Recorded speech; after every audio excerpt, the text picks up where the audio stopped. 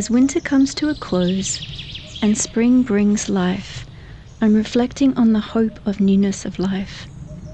This newness of life comes in our own lives at different stages, and we're faced with the chance to grow or become stagnant and wither away.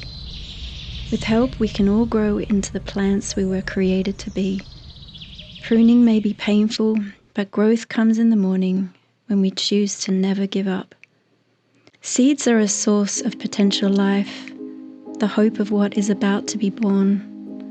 Seeds hold the nutrients of what the plants need to grow, that life that will one day nourish our bodies. Today I'm getting ready to help these seeds birth forth life and feed our family and help us grow. As I reflect on seeds and growth as spring births life, I am reminded of the hope of the future we all have inside. That hope for a better tomorrow. I see that better tomorrow only comes from inner growth. With a little patience, love, self-watering, and deep reflection of what can be, we all have the potential to be better. Inner growth and the lessons I've learned from this journey I've been on of newness of life and hope has been a long journey. But as I look at these seeds and put them and spray them with water into little bags, the newness of spring reminds me of this journey that I've been on for many years. It's a choice to never stop growing. We never stop growing, and that is by choice. Here I am preparing seeds for our summer garden. We are late this year in getting started, but better late than never, right? Lots has been happening on the homestead, and we have picked these beautiful seeds to start with. These are some seeds we've saved and some that we've purchased. All are heirloom organic. These baby tomatoes are very heavy producers. Zach has found that Arkansas travelers grow best here, and he's tried many varieties, and he always goes back to these ones. His favorite is these particular peppers, which are also heavy producers, and he loves snacking on these straight from the garden. This way of starting the seeds has been something that has been a method that he has found has been best at starting his tomatoes and peppers. Everything else he mostly just grows direct into the soil, meaning he just sows it straight into the soil.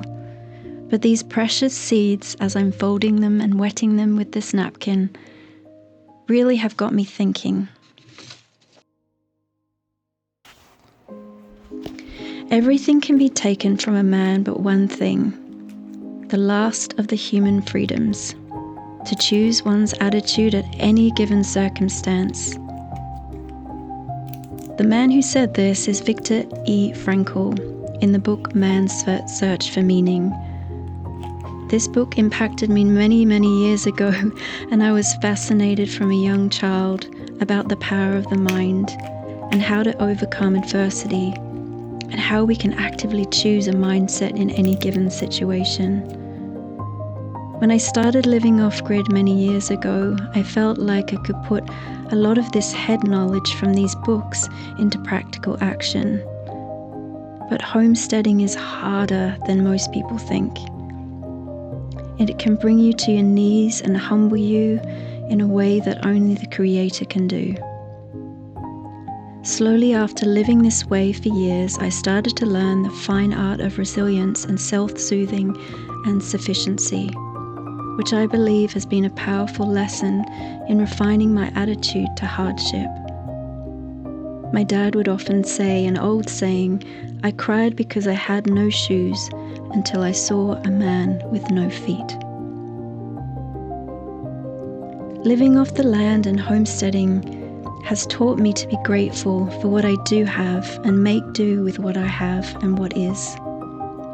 You'd be amazed how freeing and beautiful life is once we realize it's our character development that matters the most. Not what items we own, not what we have or don't have. It's definitely not about what we have or don't have. It's our perception of what is.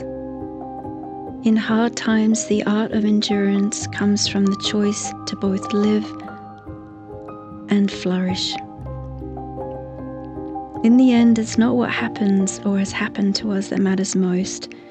It's what we choose to do with it. We all face suffering, sadness, loss, despair, fear, anxiety, failure. But we also have a choice to give in and give up in the face of trauma and difficulties, or to live every moment as a gift. Plant these seeds today. Spread a little love, a little joy, and help someone have a blessed day.